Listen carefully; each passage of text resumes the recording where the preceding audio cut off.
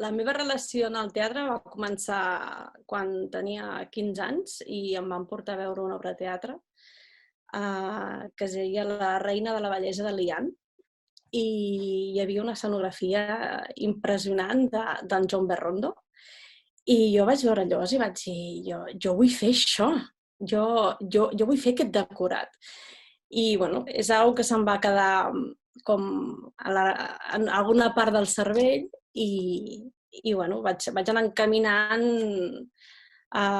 diguéssim tots els meus estudis cap allà, fent Belles Arts primer i llavors anant entrant en el món del cinema i del teatre. I vaig començar a descobrir tot el que hi havia darrere d'un escenari, no? No eren els actors només per mi, sinó era tot el que embolcallava aquests actors. I així és com vaig començar a entrar en aquest món.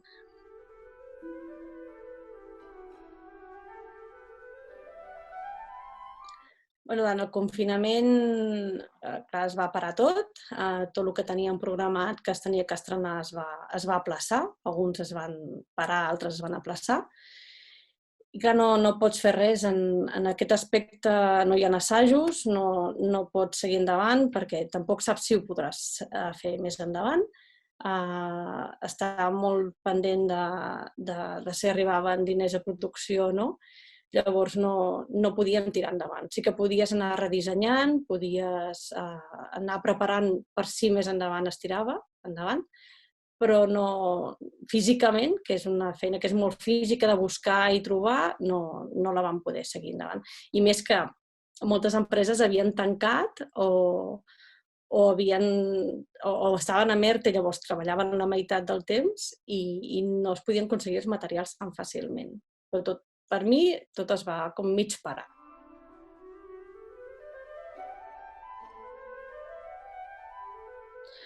Jo crec que la gent també tenia moltes ganes de tirar endavant els projectes que s'havien parat.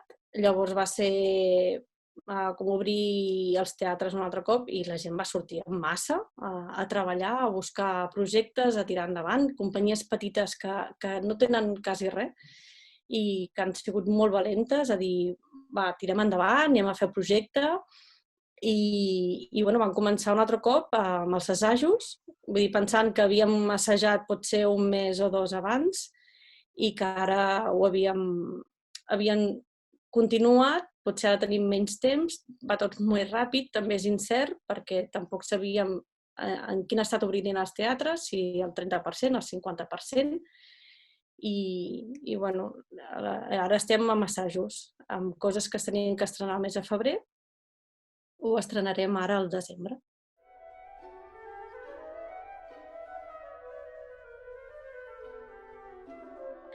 No és que es perdés l'escenografia, jo crec que es perdia tot. Vull dir, el teatre és una cosa física, és una cosa que has d'estar allà i viure-la. Hi ha teatres de proximitat, teatre que és més estar a platea i observar i mirar i disfrutar, però crec que es perd a través d'una pantalla. És molt difícil, no? És com escoltar un concert de música a través de la televisió. Sí que el pots sentir, però ostres, veure teatre o veure un concert allà físicament, jo crec que no té... És que jo no puc trobar la connexió. Ja només sigui ja no només l'escenografia, sinó tot. Vull dir, el so és molt diferent. Veure les llums, veure el vestuari, tot. Vull dir, també es va fer el que es va poder i gent que tenia ganes de mostrar la seva feina, això està molt bé. Però no, per mi no, el teatre ha de ser físic.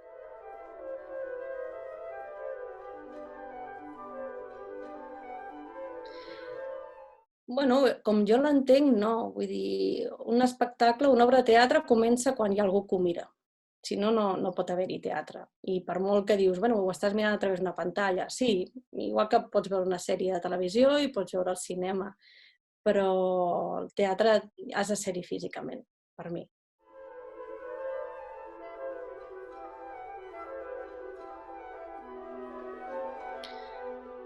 Home, jo crec que el teatre continuarà com el coneguem, que canviem coses com reunions a través del Zoom o plataformes de connexió, sí, segurament, de dir, bueno, doncs mira, aquesta reunió no la fem físicament i la fem a través d'internet.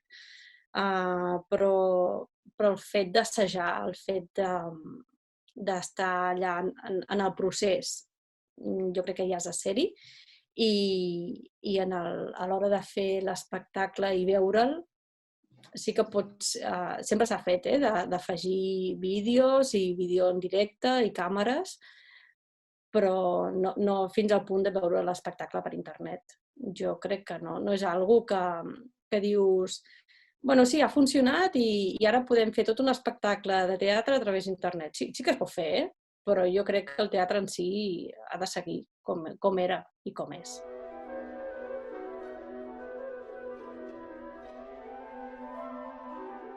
Una cosa és el cinema i la televisió i l'altra cosa és el teatre.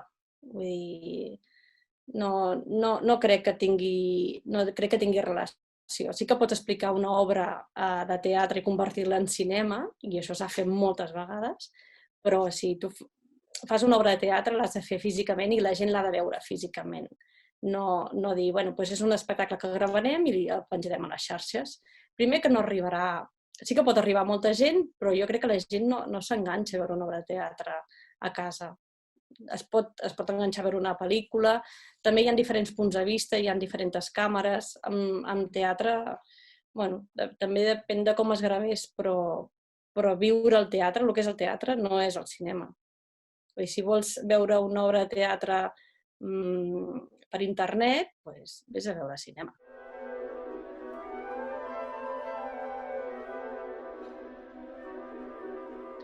Sí, però en aquest aspecte també diuen el transport públic no és un foc de contagi. I dius, bueno, doncs, si vas al metro o vas a l'autobús, dius, de veritat, això us ho esteu creient? Vull dir, vale, és una bona frase perquè la gent deixi d'agafar el cotxe i vagi en transport públic, però la gent que opina i no ha anat al teatre, és que el teatre, vull dir, jo he anat al teatre i de cop la teva parella està, o amb qui vas, està a 3 metres de distància, com a molt, i hi ha una seguretat impressionant. Llavors dius, bueno, jo crec que la gent que opina no ha anat a teatre.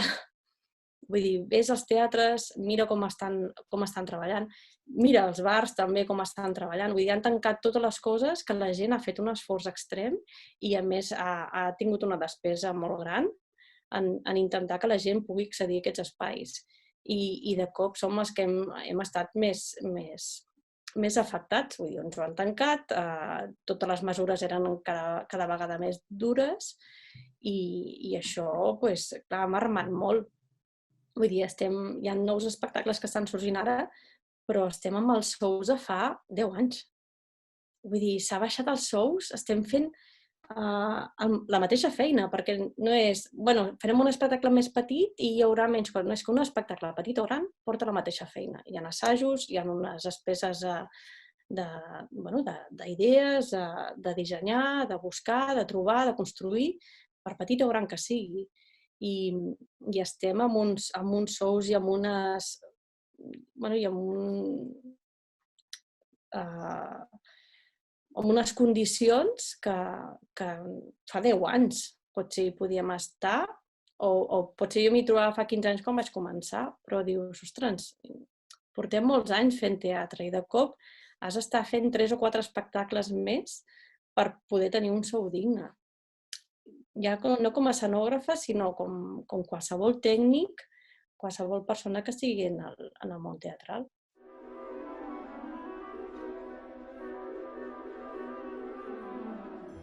Quan va sortir allò dels tècnics, de no incloure'ls dins del món de la cultura, dius, és que la gent que ha fet aquestes lleis no ha anat mai al teatre, o no sap el que implica això, ni al món del teatre ni al món del cinema. Ells veuen una sèrie a la televisió i no sé si es pensen que això es crea sol. Vull dir, a darrere hi ha molta gent. Vull dir, en un teatre pot haver-hi els actors, que és el que la gent veu, però és que al darrere hi ha directors, ajudants de direcció, producció, ajudants de producció, maquilladors, escenògrafs, de vestuari, il·luminadors, sonidistes, és que hi ha de tot. I al darrere hi ha tots aquests tècnics que fan que quan jo vagi a un teatre, com a escenògrafa, hi hagi una sèrie de maquinistes que ajudin a muntar aquesta escenografia. Hi ha tècnics que ajuden a muntar aquests focus, a que l'actor se'l pugui escoltar.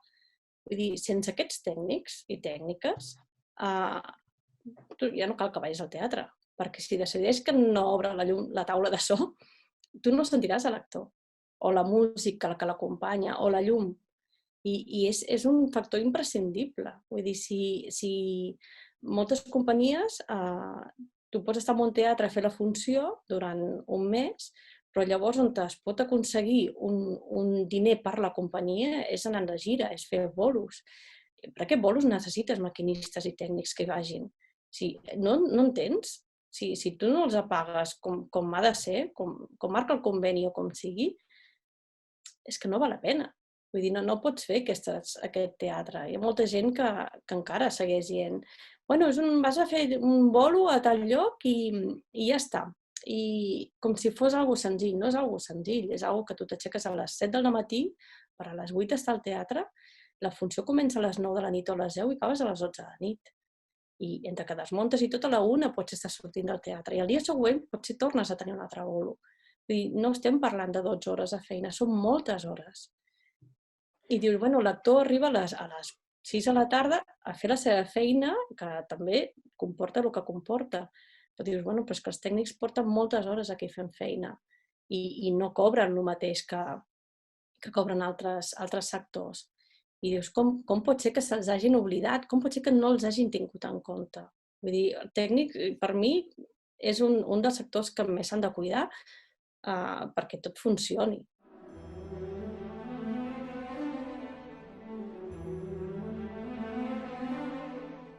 A mi el que em sabria greu és quan la gent no sap la feina que hi ha al darrere de totes les professions que estan darrere que són les professions que la gent no veu quan va al teatre, que és vestuari, so, llums, escenografia, que hi ha molta gent que dius, bueno, doncs vestuari no comptarem amb vestuari perquè total és anar com 4 coses a la botiga. O escenografia no farem perquè jo tinc una taula a casa i una cadira i amb això ja fem una escenografia. I dius, no es tracta d'això, es tracta de que són anys d'estudi, és una professió dins el món cultural i que s'ha de tenir en compte. Vull dir, no pot ser que perquè tu et vesteixis cada dia tu siguis vestuarista. I perquè hagis decorat la teva casa a un centre comercial vol dir que sàpigues fer decoracions. I això ens passa molt. És un àlbum molt senzill, compra 4 faldilles i 4 samarretes i amb això fas el vestuari. No, vull dir, tot s'ha de tenir en compte. La crisi fa que tu vagis retallant, però el que no pot ser és que no es tingui en compte tot aquest sector i que la gent acabi com descartant-te'ls.